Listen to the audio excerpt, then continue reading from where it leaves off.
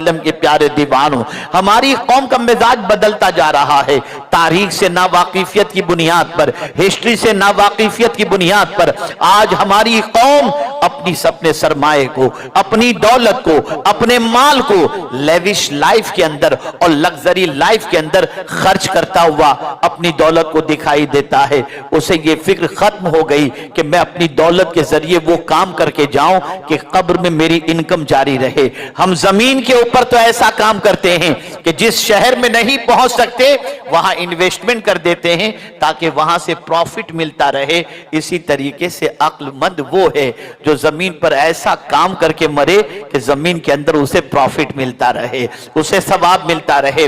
अल्लाह अकबर। आप जानते हैं 700 इयर्स बिफोर की बात बता रहा हूं, 700 साल पीछे चले जाइए। उस जमाने में जब मुसलमानों के पास दौलत आती वो अपनी दौलत से क्या काम करते थे। अल्लाह के रसूल सल्लल्लाहु अलैहि वसल्लम ने फरमाया, अगर तुम इस्लाम को जिंदा देखना चाहते हो, इस्लाम को ताबिंदा देखना चाहते हो, तो मेरे आका सल्लल्लाहु अलैहि वसल्लम ने फरमाया, अल इल्म हयातुल इस्लाम, इल्म इस्लाम की जिंदगी है, एजुकेशन इस्लाम की जिंदगी है। इस्लाम को जिंदा देखना चाहते हो तो एजुकेशन को फरोग दो, खुद भी एजुकेटेड बनो और दूसरों को भी एजुकेशन की तरफ माइल करो। अल्लाह अकबर। तारीख उठा करके देखो, जितनी यूनिवर्सिटी तन्हा बगदाद की सरजमीन पर थी उतनी यूनिवर्सिटी किसी और शहर में नहीं थी। और आज 52 से 57 इस्लामिक कंट्रीज होने के बाद जितनी जापान के अंदर तन्हा यूनिवर्सिटी है, जितनी यूनिवर्सिटीज हैं 57 ममालिक के अंदर उतनी यूनिवर्सिटी नहीं है। इसलिए कि अब तो बादशाह का पैलेस बन रहा है, कोई ताजमहल बना रहा है, कोई झूलता मीनारा बना रहा है, इसी में दौलत खर्च हो रही है। अय्याशियों के पीछे जब दौलत खर्च हुई तो हमारी कौम को गैरों की स्कूल के अंदर तालीम हासिल करने के लिए जाने पर मजबूर होना पड़ा। जब हमारा सरमाया उस राह के अंदर खर्च होने लगा जिससे हमारा दुनिया का तो थोड़े दिनों तक का फायदा हो जाए लेकिन कब्र के बाद हमारे लिए कोई सामान न हो, तो आज हमारी सिचुएशन ये हुई कि आज न हमारी कोई यूनिवर्सिटी है, न हमारी कोई कॉलेज है, न कोई हमारी दरसगाह है। हमारी सिचुएशन ये है कि अरब की सरजमीन से पेट्रोल निकालने के लिए भी हमें जर्मनी का सपोर्ट लेना पड़ता है या वेस्टर्न कंट्रीज और यूरोपियन कंट्रीज का सपोर्ट लेना पड़ता है। अपने पैर के नीचे मदफून खजाना भी हमारे पास ऐसे बासलाहियत लोग नहीं हैं जो निकाल सके। साइंटिस्ट वहां से आएगा, टेक्नीशियन वहां से आएगा। ये हमारी सिचुएशन बन गई। अल्लाह अकबर।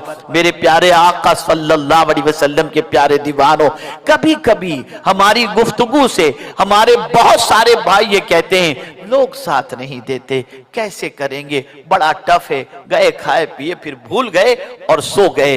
याद रखें, आप इस चीज को जहन के अंदर महफूज रखें, कभी जमाने में इनकलाब पैदा करने के लिए पूरी कौम का उठना जरूरी नहीं होता, कभी एक बंदा भी उठता है तो पूरी कौम जाग जाया करती है। अल्लाह अज़्ज़ व जल्ल ने अपने महबूब सल्लल्लाहु अलैहि वसल्लम से फरमाया, कुल इन्नमा अइज़ुकुम बिवाहिदा अन तक़ूमु लिल्लाह मसना व फुरादा सुम्मा ततफक्करू। अल्लाहु अकबर।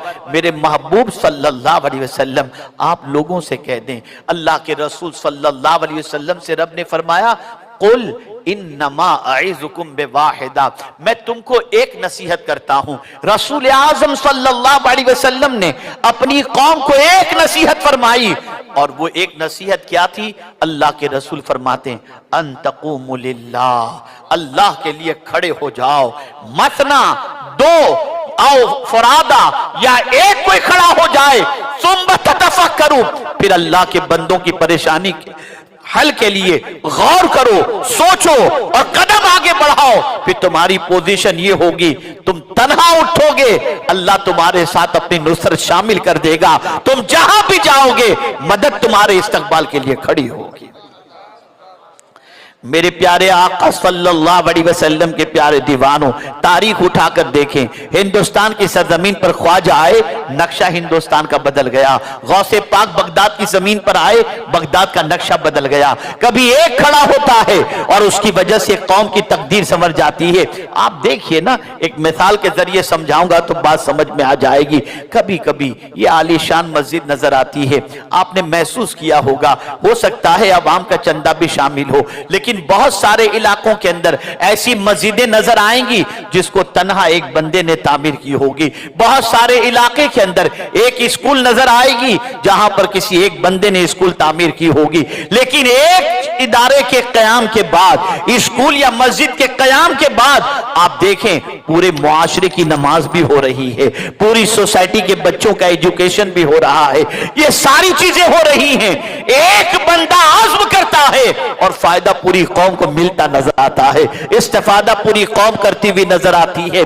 मेरे प्यारे आका सल्लल्लाहु अलैहि वसल्लम के प्यारे दीवानों, सच्चर कमेटी की रिपोर्ट बता रही है हिंदुस्तान के सरजमीन पर मुसलमानों का एजुकेशनल मेयार और स्टेटस कितना लो है और कितना पुअर है।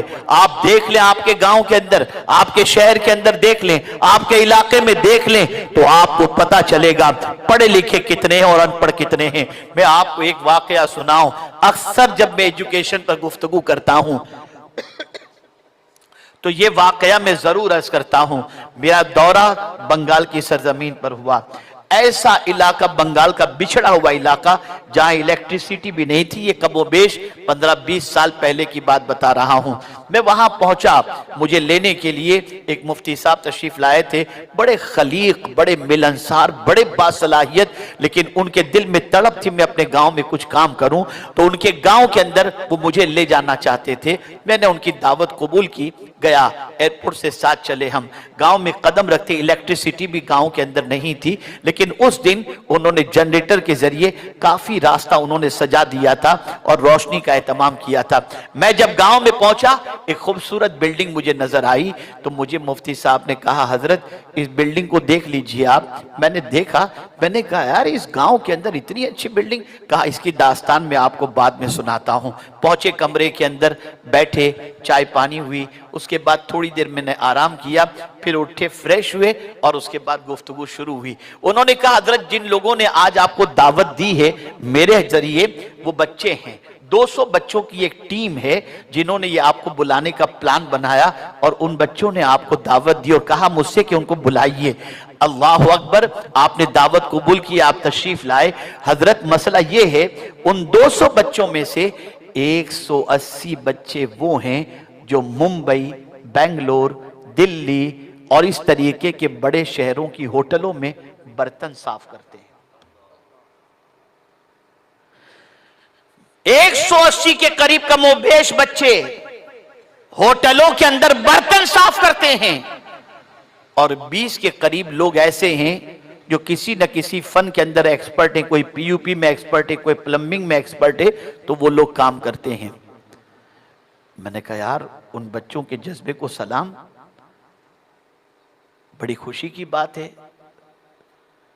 उन्होंने ये प्रोग्राम ऑर्गेनाइज किया, लेकिन मौलाना मुझे इस बिल्डिंग के बारे में जानना है। तो मुफ्ती साहब ने जवाब दिया, वही 200 बच्चों ने मिलकर के ये स्कूल बनाया है, इसलिए कि उन बच्चों की सोच ये है कि हम होटलों के अंदर बड़े बाप के बेटों को और पढ़े लिखे लोगों को आता देखते हैं, उनके अंदाजे गुफ्तगू से लगता है कि वो तालीम याफ्ता हैं, तो हमने तो इल्म हासिल नहीं किया, एजुकेशन हासिल नहीं किया, जिसकी वजह से आज बर्तन साफ कर रहे हैं। लेकिन हमारी नस्लें भी ये काम करें, हम इसे गवारा नहीं करते। हम रुपया जमा करके इस स्कूल को बनाएं ताकि हमारी नस्ल इल्म हासिल करे और वो भी दूसरे बच्चों की तरह आज फैक्ट्री में बैठकर और आईटी की फील्ड के एक्सपर्ट बनकर पूरी दुनिया के अंदर अपना फैज भी पहुंचाएं और इल्म के जेवर से आरास्ता होकर एक इज्जत वाली जिंदगी गुजार सके।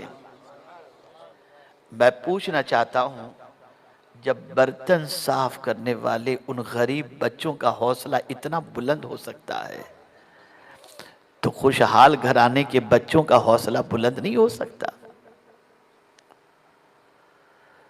اگر ہم نے اپنی زندگی کو عیش موج کے اندر خرچ کر دیا، چلو کھانے کے لیے چلتے ہیں بھیونڈی کے ڈھابے پر، چلو آج کھانے کے لیے چلتے ہیں سورت کی کسی ہوٹل میں، چلو آج چلتے ہیں ممبئی اپنے پیسے کو اڑانے کے لیے، یا آپ اپنے پیسوں کو خرچ تو کر دیں گے، لمحوں کی لذت تو مل جائے گی، لیکن آپ کی قوم کے مستقبل اور آپ کے بچوں کے مستقبل کا کوئی سامان آپ تیار کرتے ہوئے نہیں دکھائی دیں گے۔ اور یاد رکھیں،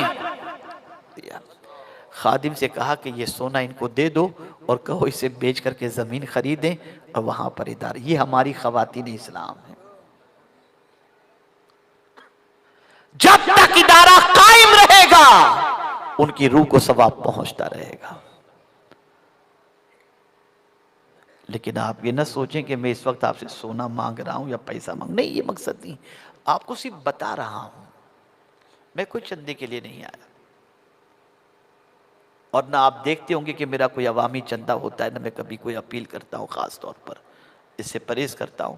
احباب مخیر حضرات اپنے اعتبار سے حصہ لیتے اور کام کرتے۔ کہنے کا مقصد یہ ہے، دین اس طریقے سے پھیلا ہے اور اس طریقے سے خواتین نے قربانیاں پیش فرمائی ہیں۔